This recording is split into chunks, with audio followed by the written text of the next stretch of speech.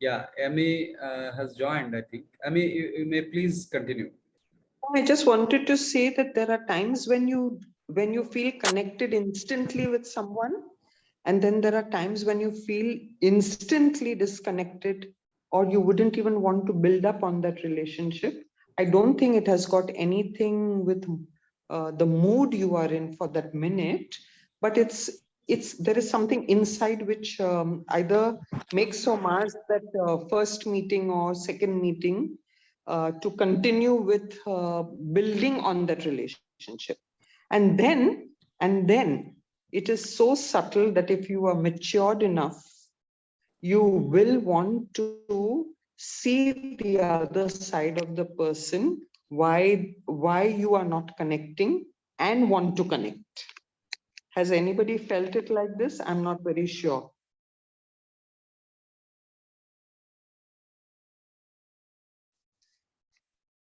Yeah. I think we all have experienced this, but I would like us to inquire further on what is this connect or disconnect?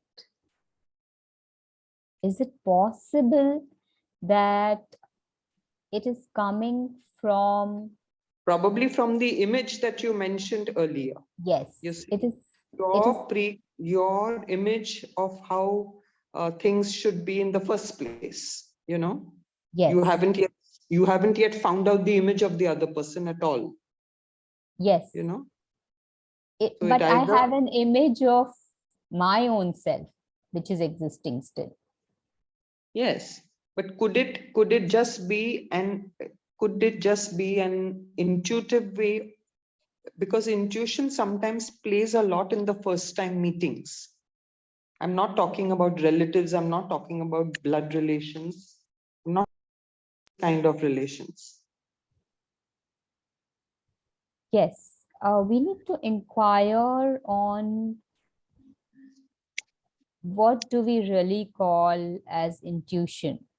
Is it really intuition, or there is some subtle preconceived image that exactly. I have? Yeah. And see, building every relationship may not be a possibility. There are some things which you don't build on. You just don't build on. So what happens that you cannot be building every relationship unless, as I said, it is a. What do we call as building? What do we call as building? Building building the relationship meaning, I would say, connecting more wires to the other person. Yes, longer lasting ones. Yes, we will explore this part as we go along on the longer lasting part. We will explore that. Like there are some with siblings where you are so connected, and then some where you are just not connected at all. I always questioned my relationships with my siblings. Yes, I always connected it all my life, actually. Yes. So we'll also explore what is this connection or disconnection that we are talking about. We will find out more about it. Anyone else would like to share some reflections? I think Varnika wanted to share something. Varnika, are you there? Yes, Shilpy, I'm thoroughly enjoying this discussion. Please go ahead. I actually lost my chain of thought with all this conversation in the break. But what I was thinking, and when you discuss the sensory, the play of sensory, organs. So I was sort of thinking that when we are talking to somebody, or when somebody is talking to us, we often say that, oh, you're not listening to me. You're not listening to what I am telling you, right? And then we come to this whole, difference between listening and hearing.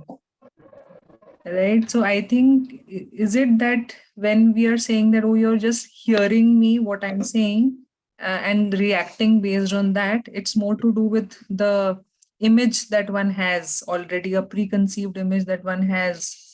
And based on that, you sort of just, react and not really pay really attention to what the point or the view that other person is really presenting.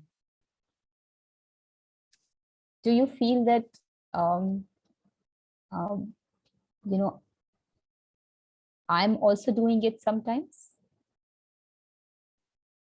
So, you mean in a personal interactions, you mean? As in, no, not us. I mean, Ah. like you yourself are also doing it sometimes.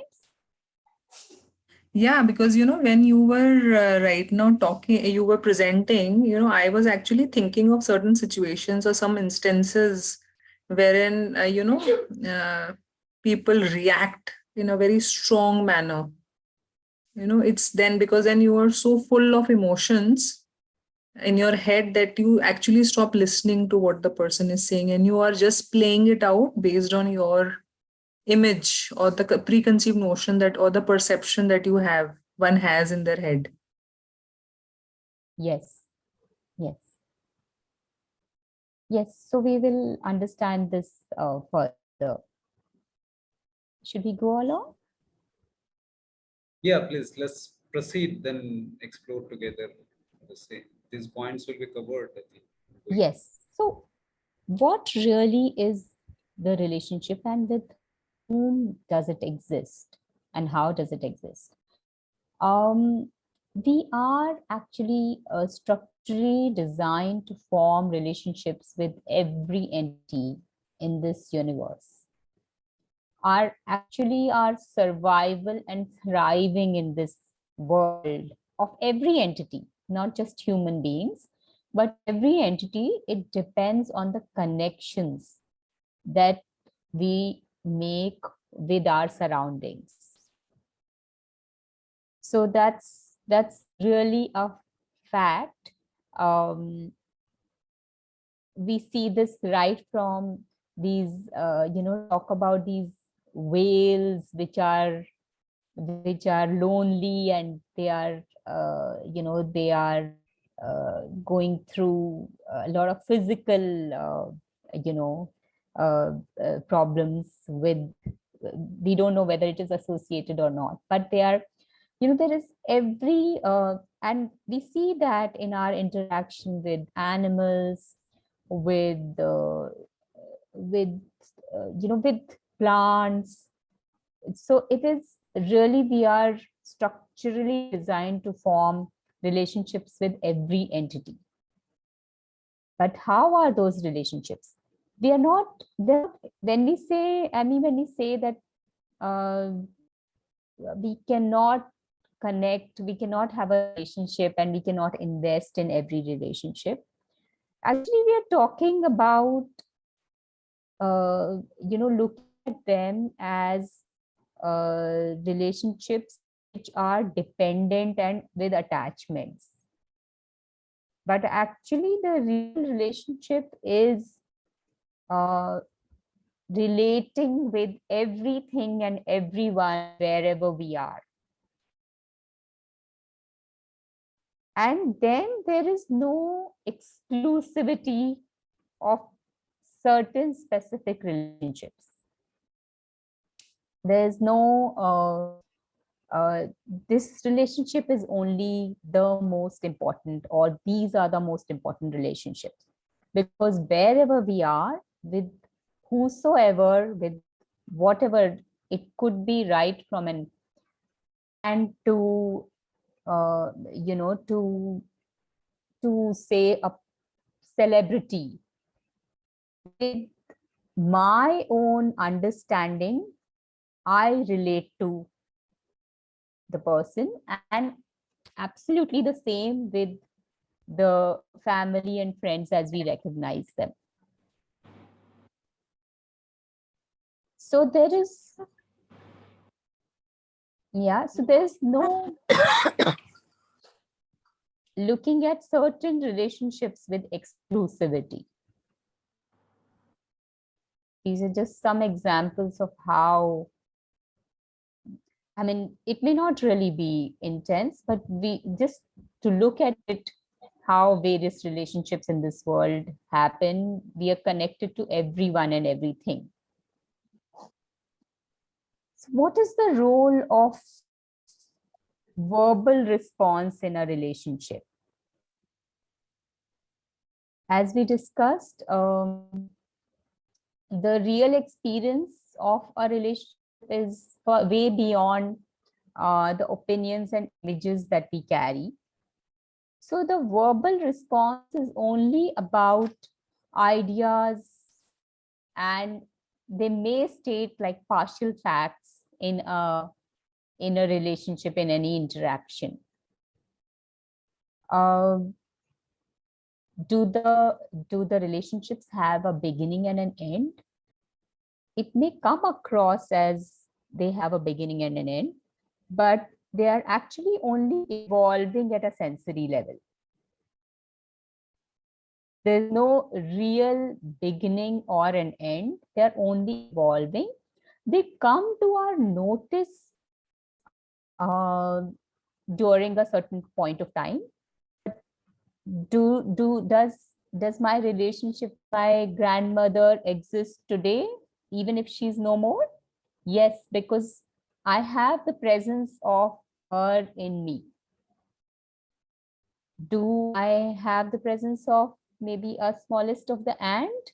Maybe. I mean, it's at a much larger level. So we're really talking right now at a larger level.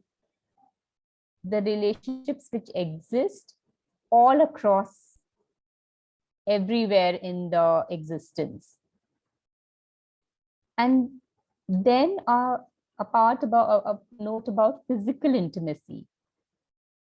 A whole lot of times we create a certain image in our mind of the person that I would have physical intimacy with, or one would have it, and then that is, we are still matching that. But actually, when does physical intimacy happen?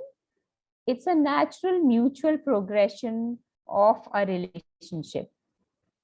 It's not a planned, idea-driven flow that a whole lot of times we create in our minds. To recap, the real relationship is passionate sensory presence wherever we are. There's no exclusivity and hence no dependency. It doesn't mean that we are not present with our, in our relationships, the existing relationships. In fact, it means that there is far more deeper presence, understanding, connection that exists, because there's no dependency, there is no fear, there's no insecurity, because this is not the only relationship that I have. But every relationship that I have is with which I have passionate sensory presence. It's not conclusive. The real relationship is not conclusive. It is not constant, but it is still there with, at an absolute level. And in a real relationship, there is limitless presence and connectedness that we have with everyone we are present with, and beyond that. So is this, or this is not love? We need to really reflect whether all of this is not love or it is love. Would like to hear your reflections on this.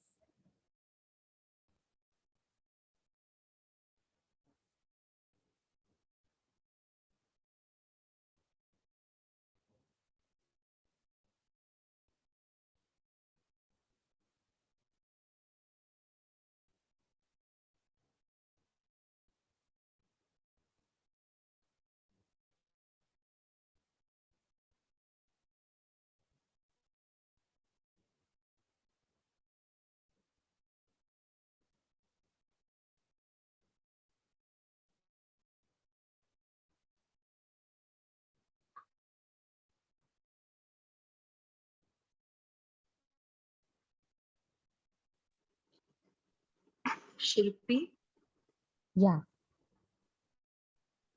I was thinking if it is possible to not have an image.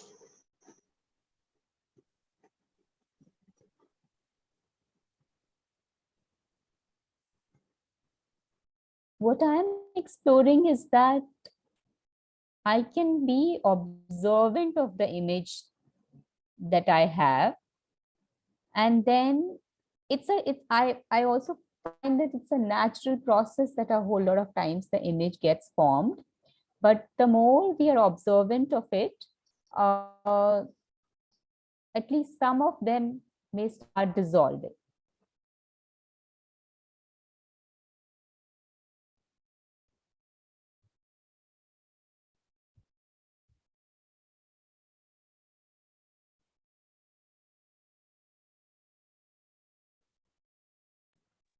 How the dissolution is being assumed.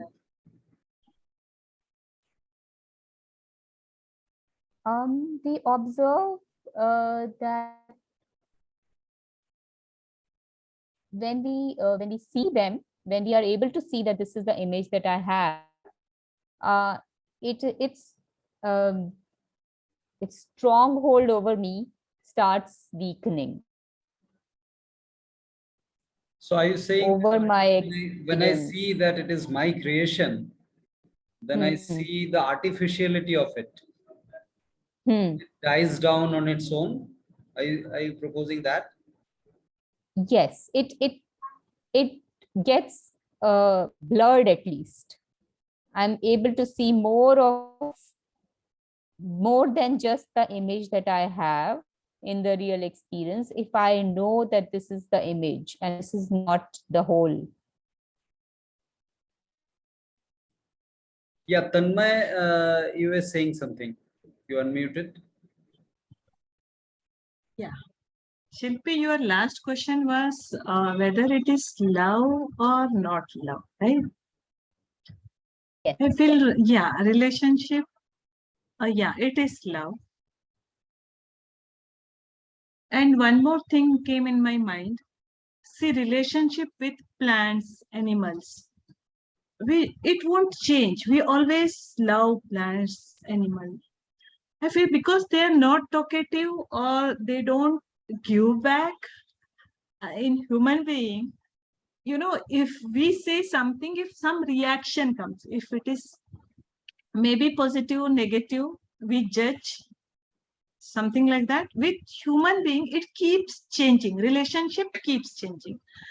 For with plants or with nature or with animal or whatever, it won't change. If one person likes plants throughout their lifespan, they like plant, whether pet or whatever. What with human being, I think human being talks, gives reaction, or we keep changing. Why so? Whether it is because we talk and express and nature doesn't express, what is that? That is coming in my mind now. It is deep, very complex subject, but very interesting subject. Yeah, I think if we observe deeply, even the nature and the animals that we're talking about, they are also, the interaction is changing every moment. We may assume that it is constant, but the interaction is there. And if we are present with all our senses, in every moment, say one has a dog, in every moment, or a cat as a pet, the interaction may be experienced differently if I'm fully present in it. So it is not, and definitely because somebody is actually expressing in words, um, we are thinking that that is the reason why it is changing. But the words are also coming from our image and opinions that we have, each of us. So it is only stating the partial fact, That's also changing. So both of them are changing, and both of them are different and unique in every moment. All the relationships are, and all of them are always there for us to actually observe in their totality. And we may never be able to see them completely, thinking that in a specific relationship, if I really try and understand, I will completely understand it. I may not completely understand unless I'm living with the image of it. But it is always there for exploring more and more. So it is all mind game.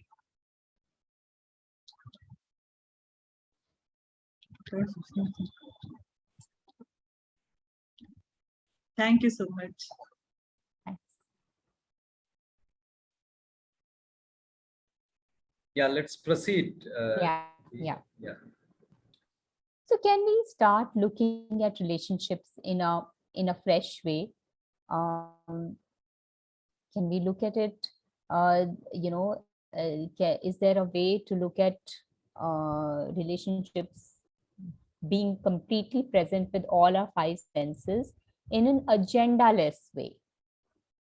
I don't have, each of us, like, a whole lot of times we think of relationships with reasons, but actual relationships are agenda-less. They don't have any agenda anywhere.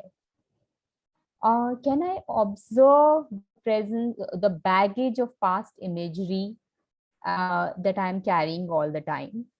And that, as we discussed, that watching the past image that I'm carrying can actually start dissolving or at least blurring the imagery that I'm carrying, and seeing, and hence with the sensory presence, start seeing the relationship as it is. Also watch out the current relationship labels that I live with. All of us live with them. The what I mean by that is that one is a friend, one is a spouse, one is a daughter or son or parent, and the truth of them, they are actually, they are physical relationships present in that interaction, but they are not exclusive relationships. We have named them, we have labeled them as such, but they are not, they do not have anything more special than the other relationships that I have. I may consider it at this point of time because of the image that I'm carrying. And hence I have developed dependency. I have a mismatch with what I expect in it, because all of it, because of the exclusivity that I have given it in my mind. And that does not, to reiterate again, that does not mean that there is anything lesser that I give in that relationship. In fact, it comes with a lot more, because there is no exclusivity that one is carrying, and the insecurity and the past image that one is carrying in the mind. So in the relationship, in a real relationship, one actually explores oneself in the mirror of the relationship. So when the ideas and opinions dissolve, what I see in the relationship is what I get to see, get to know about my own self. And realizing that, every relationship is transient, it is moving from one experience to the next. And it explores being totally present in every moment. So a relationship is actually the mirror to our own selves. I think we can go ahead and do the reflection. So there's a small clip that I would like all of us to see and reflect on what's going on here.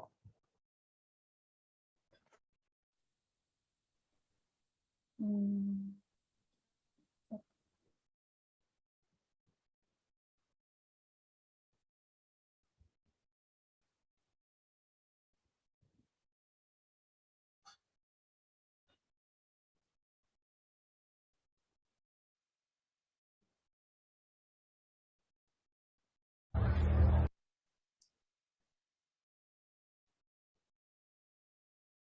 Can we explore what's happening in this clip? Would anybody like to explore?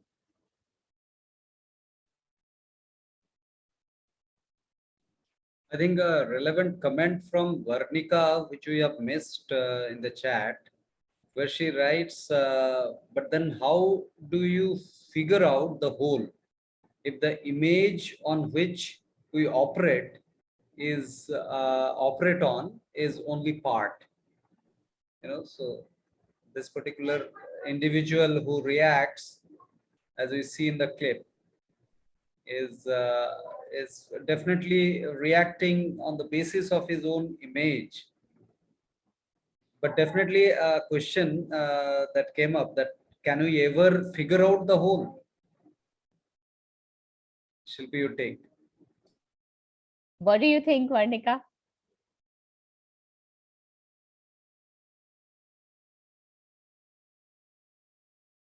Well, I think everybody has their own holes, WHOLE, for the same situation, for the same person. So, and I think that also changes with time. That's So what do you I think? Can we think. explore? Can we get to the whole ever? It's a dynamic hole. So maybe then no. Maybe no. Yeah. So it is always exploring more and more. It is never going to be able to get. But there is no, the way we have conventionally seen it, that there is discomfort with not knowing. The very presence of us in that moment, with our all our senses, with no images, ensures that how much ever can one know, one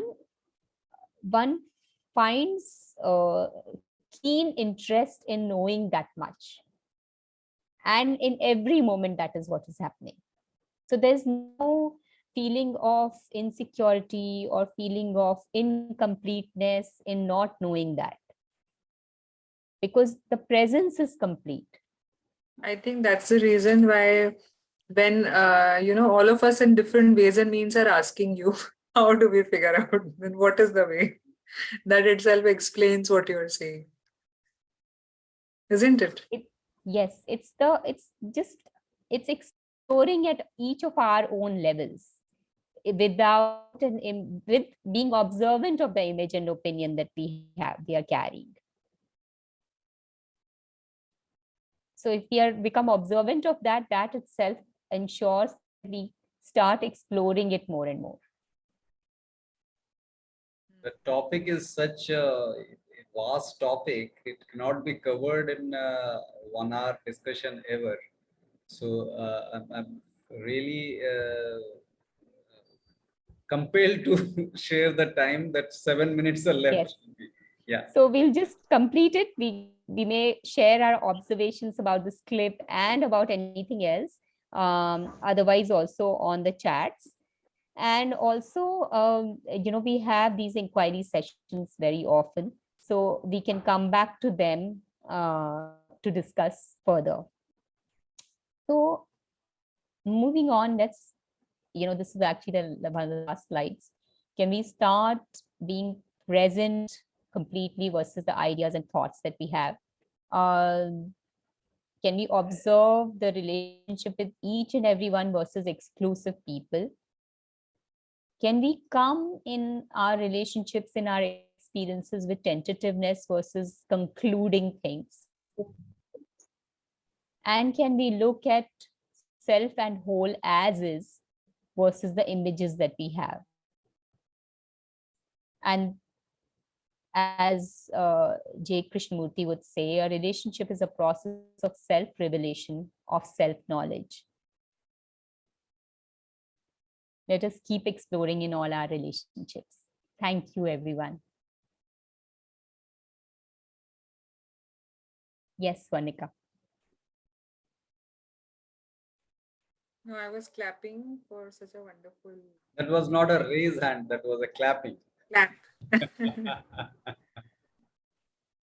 Yeah, so just to share, tomorrow we'll be having the last session in this series, the 5th session by Deepa on meditation. So we welcome all of you to join tomorrow. Continue. And yes, we have around 5 minutes to go. And any reflection, anyone want to add something, please go ahead. Shilpy, beautiful presentation. It was like a facilitation with pauses and reflections, and it was really interactive. So really wanted to mention that. Was curious to know about your reflections about the video clip you shared. Can you share some the insights from it? Yeah, I had a lot of reflections, but what comes at this point of time is that everyone is carrying their own set of images about how how they would want their life to be, how they want their relationships to be, how they would want the interactions to be. Also, everyone is carrying images about how in a social interaction how one should be, and one should not be getting into a showdown like this. And there's a lot of mismatch of the words which are being spoken from the actions which are being done. There is, and there is in all fairness, there's a lot of verbal cues. When I saw it again and again, I actually saw that uh, that every point there was a verbal cue, but uh, but because of coming from our own images and opinions, verbal and non-verbal cues are being ignored. So there is the whole real experience is actually is not existing, is not being observed because of the preconceived ideas and images that we have. I would like to hear everybody's views, but I think, do we have time? Yeah, we have around 3 minutes to go. So, Anybody, yeah. Hinal, your views? One thing was coming that, the slap may seem like it happened again on the spur of the moment, but there was a build up to it. And it may seem again like a spontaneous action, but actually there was a boiling within that was happening, which may again, like you said, repeatedly kind of ignored or was overlooked perhaps. So that was also coming to mind. Yes. The clip was from Thappad movie. It's a Hindi movie, and that 1 minute is the crucial for the whole movie.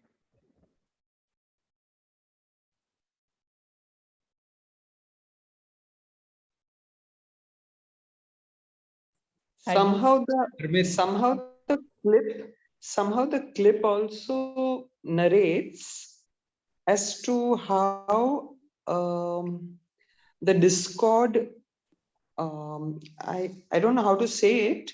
Yeah, if you were to mention it in a phrase in Gujarati, it is called I maino khar by my par karyo, meaning the frustration on one end transferred immediately as a slap to somebody who was totally irrelevant to that conversation or to that just because it was somebody so close to you or some relative or somebody who you could in normal life you have probably taken that person for granted, because I've seen this movie wherein the woman of the house was a woman of the house, basically looking after the man's needs, the simple Indian woman of the house, where the man's needs came first. And then suddenly this equation of a slap changed the whole parameter of that relationship, and made the woman realize that she was just, being used as a doormat